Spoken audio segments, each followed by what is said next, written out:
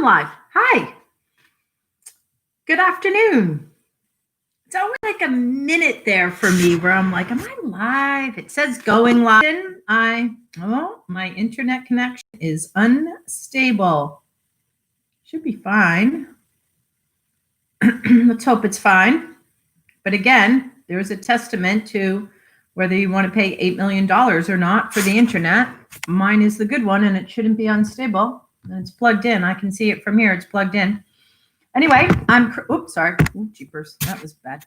Anyway, I'm Kristen. I'm the director of the Island Free Library here on Block Island. I say here on Block Island because I am in the library on Block Island. Behind me is the Rhode Island reference section and a reference section. And boy, that's been shrinking over the last few years. Reference materials, shrinking. But we keep some. This is a daily program from the library where I read a short story for adult story for today. I like it. I found a cool little book. I'm going to read from it again, I think. I think I might take it home and read more stories just for myself tonight. I've been finding it hard to read during COVID and this pandemic. It feels, it's so unsettling. Sometimes it's hard. It's really easy to dive into Netflix and harder to dive into a book. I find that's for myself. Maybe other people are not feeling that way. But I think I will read from this book for myself tonight, and I'm excited to read from it to you today. So here we go. So Frankenstein Tea afternoon program for adult listeners. My mother, I checked in with my mom last night. I had a nice little visit with her. She's on the island for a short period of time, and we sat on the edge of the Great Salt Pond down there at Bimini and had a really nice night. And she said, I think you need to read at a different time. Don't read at 3:00 in summer. I stick to this time. I like it. I think it's a good time to take an afternoon break. And of course, you can always listen whenever, right? You don't have to listen to me live, but it's in my work day. But I'm gonna mull over her advice and see how I feel. Maybe talk to her again about it. But for now, it's live 3:00 on YouTube. So for today, from the library collection, from the shelf, hot off the shelf, I found a book called Almost Famous Women, Stories by Megan Mayhew Bergman.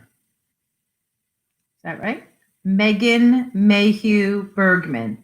Almost Famous Women, Stories. And it's published by Scribner, published in 2015. There was some cool little stories in here. I read a few of them. Again, like I said, I might take them home to read some, but I'm going to read you one today. On page 149. It's like I'm the teacher. Turn to page 149. This short story from this book, published by Scribner in 2015, is called Saving Butterfly McQueen. So I'm going to show you Butterfly McQueen. There she is. Can you all tell who Butterfly McQueen is? Do any of you know? Anybody want to take a guess? Who's Butterfly McQueen? Anybody know? Well, keep your guesses and listen to the story. Megan Mayhew Bergman, Almost Famous Women, Saving Butterfly McQueen. Before we slice the cadavers open, a Unitarian chaplain offers a prayer. It's a hot August day in Baltimore. The breeze stirs the magnolia trees outside the lab window. The leaves scratch the glass and block the sun. leaving a mottled pool of light beneath our gurneys. We're grateful for these gifts, the chaplain says. May the bodies of these men and women provide the light of truth and help you practice better medicine. Break out the bone saws, one of my classmates calls out. We are, I think, eager to show metal we don't have yet. We don't yet have. The jokes are a coping mechanism. You earn your indifference to blood and guts. Each of us is anxious to unzip the body bag and see who we will disembowel in the name of science. Our instructor is clear that we shouldn't name our cadaver, but of course we do. Our cadaver is fat and has thick black chest hair. We call him Vegas. My lab partner, Sarah, slides a pair of cheap aviator sunglasses over his pale, waxen nose. As long as I can't see his eyes, I'm fine, she says. We have to flip him over first anyway, I say, slipping my fingers underneath his buttocks to get a sense of his weight. God, I say, he's big and full of embalming fluid. I thought they stopped taking the fat ones, Sarah says. Maybe there was a shortage. Maybe, I say, though the lab tech told me the school morgue has more bodies than it can handle. The economy is bad and the costs of burial are up. Old Vegas smells like toilet cleaner, Sarah says, or menthol cigarettes. Sarah is hardly 5 feet tall and tenacious in the way of a terrier. Her parents are internists in Ohio, and I get the feeling that she's impatient about school. I'm ready to marry myself to the hospital halls, she says, or the first anesthesiologist that looks like Top Gun era Val Kilmer. Goggles are a must when sawing bone, our lab instructor tells us. Watch out for bionic knees and hips. The metal will take out your eye. We come to the gurney well aware of the risks. The scent of phenol may make us salivate and become strangely hungry. We may not want meat for months. Sarah makes a point of discussing her craving for beef carpaccio. I like a little blood on my plate, she says. Who are you? I ask. It's his heart that did him in, Sarah says, aiming her scalpel at his bare chest. Blockage. I know it. I can't wait to get in there. With the help of our group members, we flip Vegas onto his stomach. Touching his body gives me chills. Surely this is not what he wanted. Students making fat jokes and speculating about his cause of death. Though I'm determined to remain exceedingly rational during med school, part of me wonders if some piece of Vegas's soul is aware of what we're doing to him. What would he say to us if he could? I run my scalpel down his vertebrae, not cutting, just thinking. And know I should be focused. The surgical scissors, not quite a familiar weight in my hand.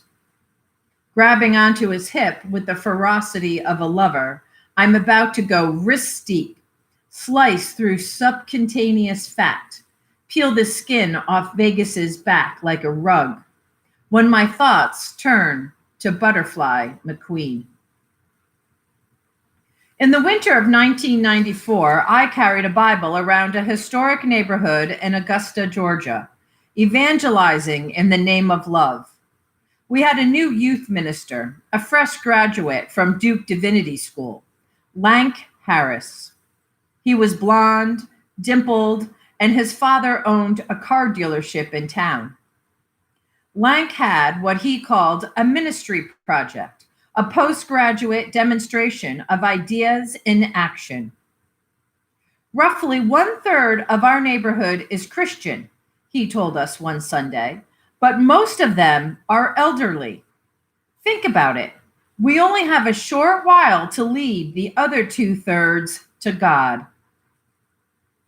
I was vain and ambitious in those days and easily moved.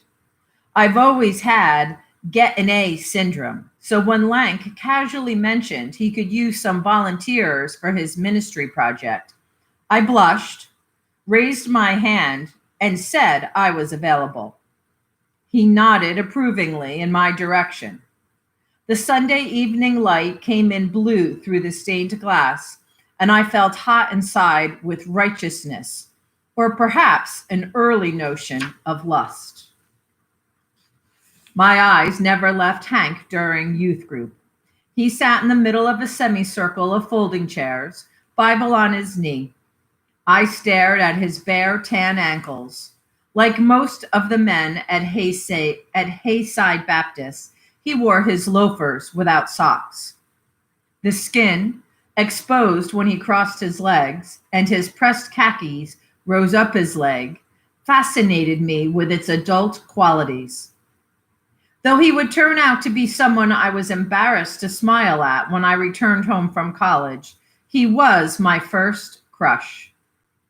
After youth group, I practiced French kissing Lank, sliding my tongue across the bathroom mirror, full of wonderment and a little shame. The Sunday afternoon of my short-lived evangelical career, I arrived in white shorts my mother and I had argued over. The crepe myrtles dumped pink petals onto the parking lot, browned by the morning's fast rain and the wheels of Mom's Chrysler minivan. "You're going to lead people to the Lord in booty shorts?" Mom had said. Though I didn't see it then, she was always calling me to reason, nudging me to laugh at the world, or myself. She had some brains behind her suntan, but she spent her prime shuttling me between school and the softball field, between a split-level home and extracurricular activities in which I did not excel. She liked Agatha Christie and Mary Kay, chose the junior league over college.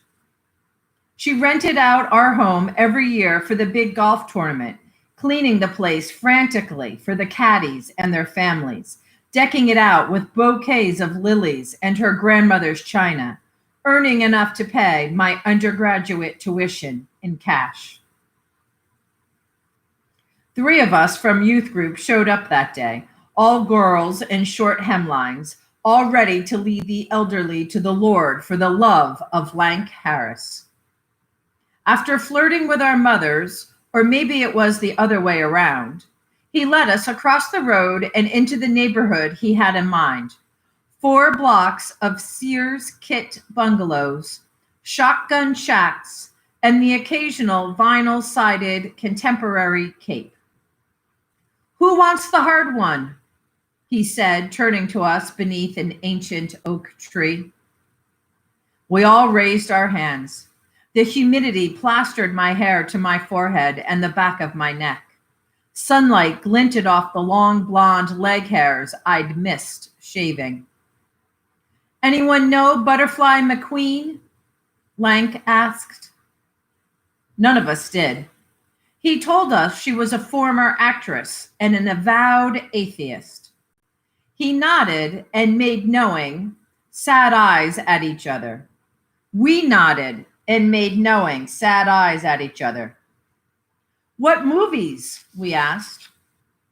"Gone with the Wind," Lank said. She was one of the maids, the one that said, "I don't know nothing about birth and babies." But don't ask her about the movie. "Why?" we asked. "She doesn't like to talk about it.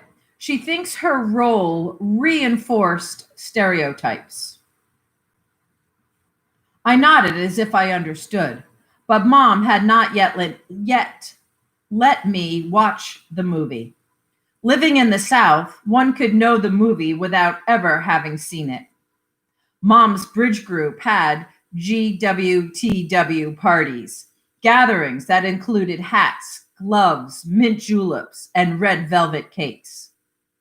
These women named their cats Scarlet and Rhett, had homes that looked like the Kmart version of Tara, and took it personally that the burning of Atlanta had been filmed not in Georgia, but in Hollywood.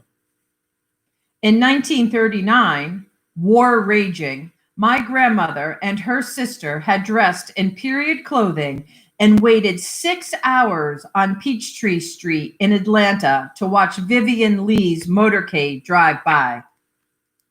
Decades later, leafing through the scrapbook with stars in her eyes, she told me about the ovations for Confederate veterans, the chilly air shot through with roving spotlights. "We've been working Prissy for years," Lang said, using her character's name. "What I want you to do is think of Jeremiah 29. His word is in my heart like a fire shut up in my bones. Can you feel that?" We nodded again. I said, "Can you feel that?" "Yes. Yes." "Elizabeth," Lang said, looking me deep in the eyes, "I want you to go in there and say everything we've practiced. I want you to ask Butterfly to let the light of the Lord into her heart." "I will," I said, on fire not for the Lord, but for Lank Harris. "No one has ever been able to get through to her," he whispered. "That's how I'll know I have a star on my hands." Lank abandoned me at her door, which was flanked with a broom, parched flowers, and a pair of small tennis shoes. I took a deep breath, rang the bell, and we stared at each other, eye to eye.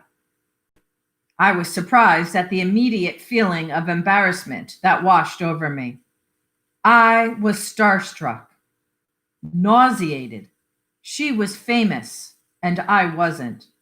She was part one of the South's biggest cultural moments. She had touched Vivian Lee. "What do you want, honey?" she asked. Her voice was high-pitched and childlike, even though she was in her 80s. She wore her white hair pulled back and smiled apprehensively. The crack of the door widened. "I want to talk to you about your faith," I said, using the line I had practiced with Lank. Butterfly scoffed. "Again? You can tell that minister of yours that he can stop trying," she said. "Don't you think everyone else has already tried? My family, my friends." "He cares for you," I said. "Who?" "The Lord," I said. "I won't be anyone's trophy," she said, pointing to her head. "I can think on my own." I took a deep breath.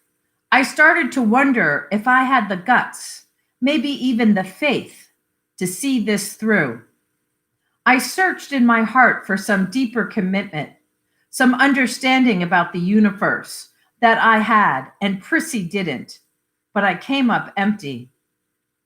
If you believe in your heart that Jesus is Lord and that God raised him from the dead, "I don't believe any of that," she said, "and I got tired of pretending. Aren't you?" I said nothing. All I had were canned lines, which I had memorized dutifully, but could not, when it counted, feel or defend. "Trust me, I'm trying to do right by others and be honest at the same time," she said. "Don't you worry about what's going to happen when you die?" I said, suddenly, genuinely curious. "I already know what's going to happen when I pass," she said. "I'm giving my body to science." I was dumbfounded. "To do some real good," she said. "Good we can see and good we can know." I forgot about the Lord. "What will they do with your body?" "Cut it open, learn, give my organs to someone who needs them," she said. "I don't know, and I don't care." This was the first time I'd ever heard of someone not wanting to lie in a grave in their best dress, plastic lilies stuck in the ground next to a granite tombstone. It seemed to me so rational and selfless, one of the greatest gifts you could give, your whole body. Now, if you'll excuse me, I was hoping, I know you were, but I'm going to save your time, she said. Go on to the next house, honey. The door shut, and I stood there looking at it, stunned.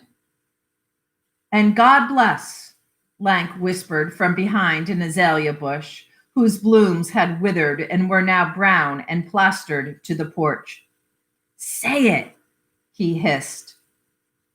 And God bless, I said, my voice anemic.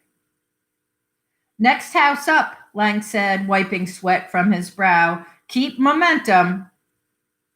I want to call my mom, I said, tugging at the hemline of my shorts. You're letting fear in, Lang said, holding me by the elbow. He craned over me, eyes earnest, skin tanned from frequent golf games. But I'd really let in was a kernel of doubt. Butterfly's black cat stared at me through the window, ambivalent. I want to go home, I said. I didn't think of Butterfly again for years, not until I was 24 years old and in bed with my mother watching Gone with the Wind. Those days, I was working a job as a marketer at a firm in Richmond. Marketer, meaning someone who scheduled conference calls and hounded executives for calendar time 9 hours a day. I'd married the wrong guy and too young. I ate everything put in front of me. Anytime I got into my car alone, I cried. 2 decades into life, and I was burnt out. Mom was in and out of sleep that day, exhausted from radiation treatments. I held her hand and ate 2 donuts and an entire bag of popcorn. At that time in my life, movies were salvation. I could quiet my brain, stop thinking about the things I didn't understand. My mother's cancer, pharmacology, why I didn't love my perfectly nice husband. Instead, I could marvel at Vivian Lee's waistline, her savage femininity. But then Scarlett, outraged with Prissy's failure to find a doctor when Melanie was in the throes of labor, shoved her on the staircase. I froze. Oh my God, I said, sitting up. I was struck by how horrendous that scene was, how sharp. No wonder Butterfly was uncomfortable with her role. That's how it was, Mom said, stirring. I brought her broth. 3 weeks later, she was dead. Lank spoke at her service, his blonde hair now thinned out on top and swept to the side. But I was too ripped open by grief to listen. I tuned him out years ago. It turns out that Vegas had cancer, and this sobers us. One of our team members finds a chemotherapy port surrounded by puckered skin and scar tissue. I can't believe I was wrong about his heart, Sarah says. You could still be right, I say. We'll know in a few weeks. While we wait for the lab technician to inspect our work, Sarah tells me that she'd like to open a free clinic in Florida for the workers who get bussed in for orange picking. They have these makeshift camps, Sarah says, and no health care. What about you? What about me? I ask. Why did you come here? After my mother died, I say, I quit my marketing job and started taking biology classes at the community college. So you didn't always want to be a doctor? She asks, as if this is a strike against my character. No, I say. Definitely not. What do you think Vegas did before he died? She asks. Landscape architect? Toll booth operator? Who are these people? That night, as I scrub embalming fluid from my hands, it had seeped into my gloves and made my fingers tingle. I remember how Butterfly McQueen died. Mom read the obituary to me at the kitchen table. I was in high school, 15 or so, and constantly sulking. But the news had caught my attention. It had been a little over a year since I'd met Butterfly, and she'd lodged in my imagination. She'd been a dancer, a maid, a Harlem social worker, and attended college in her 60s.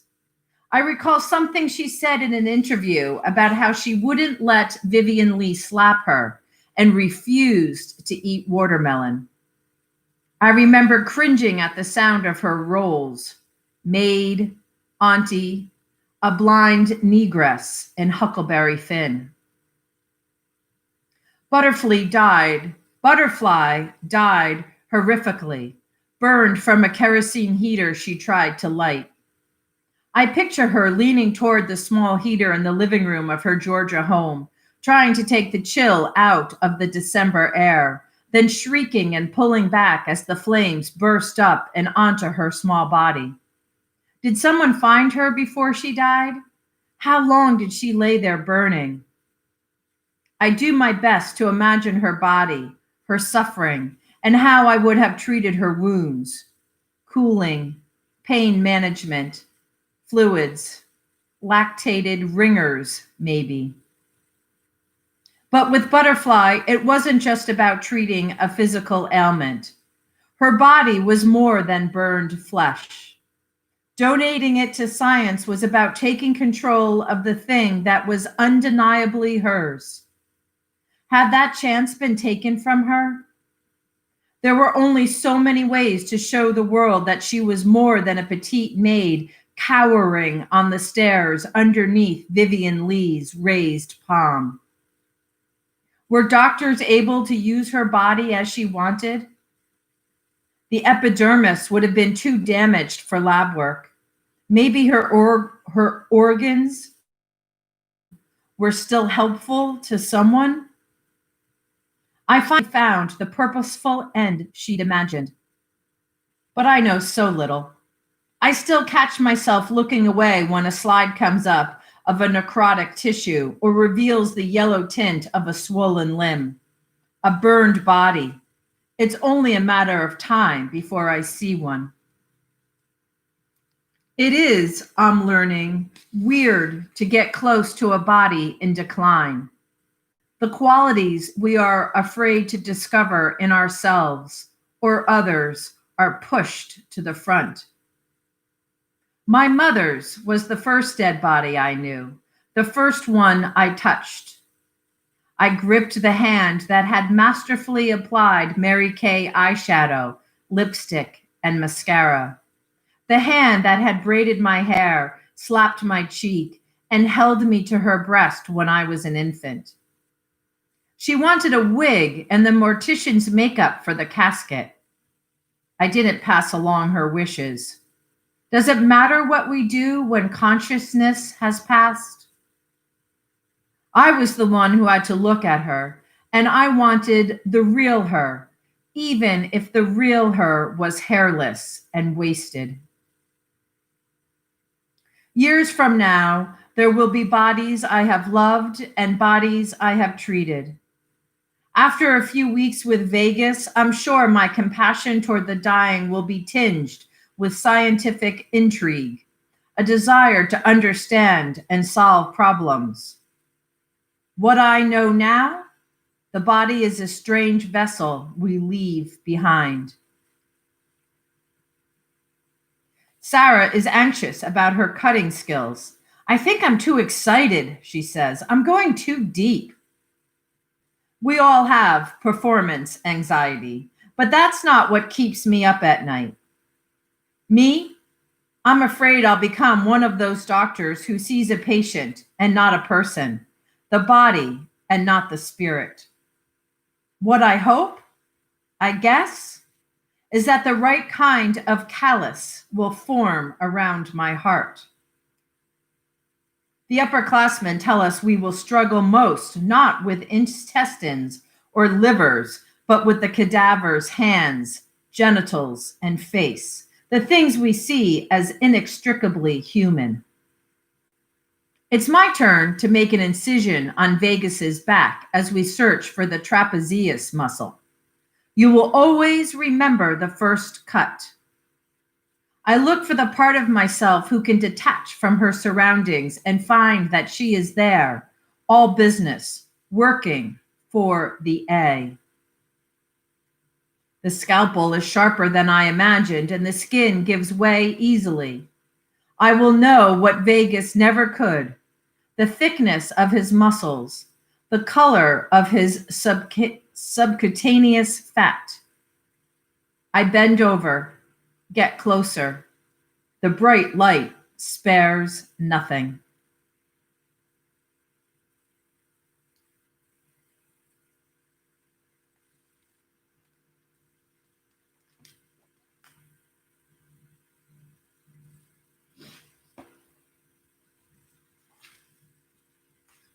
That was Saving Butterfly McQueen by Megan Mayhew Bergman from her book called Almost Famous Women,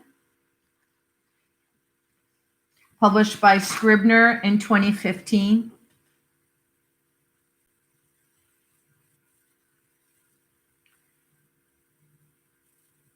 My father's first guess was that was Aunt Jemima. And I think that's telling as to what Butterfly McQueen didn't want, right? The stereotype, prissy.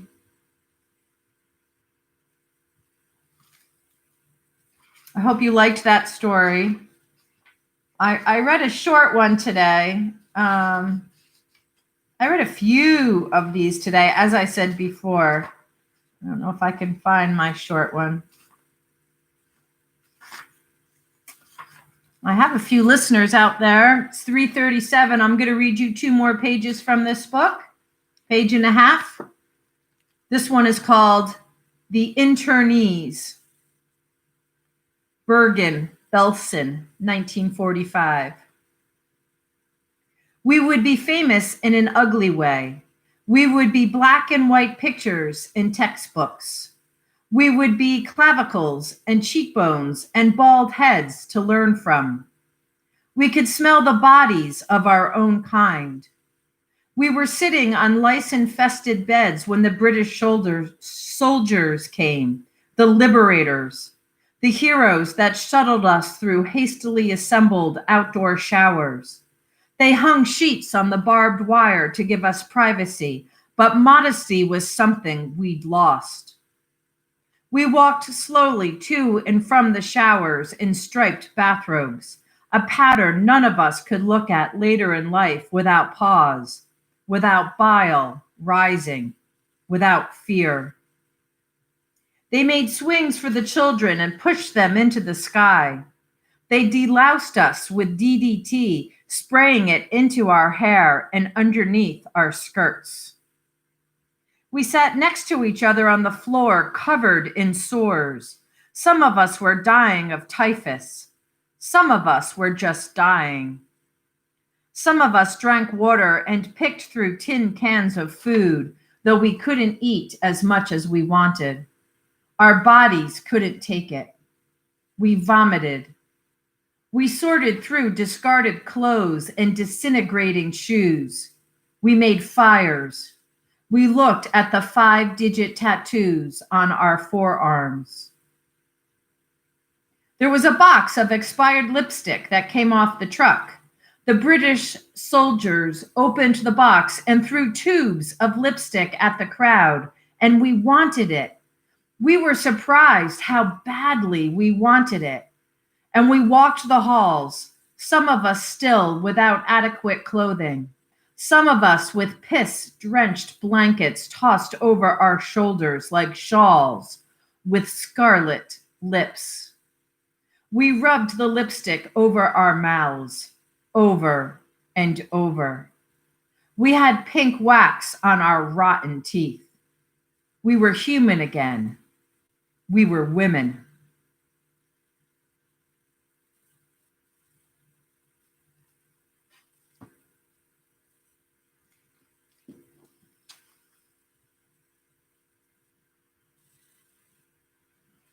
Couple of stories for you today. Thanks for joining me for Frankenstein Tea daily program, 3:00 here on our YouTube channel live. This book is from our library collection. Megan Mayhew Bergman. As I said, I'm going to read some more, but always available for checkout for yourself. Thanks for coming. Thanks for listening. I hope you have a great afternoon. Ooh, it's a little gray out there. Maybe we're getting some rain, Block Island. Let's think rain. We need it. Little rain at night is always nice. All right, everybody. Have a great day. Take care of yourselves. Mask up. Wash your hands. Keep your distance. Think kind thoughts. Peace.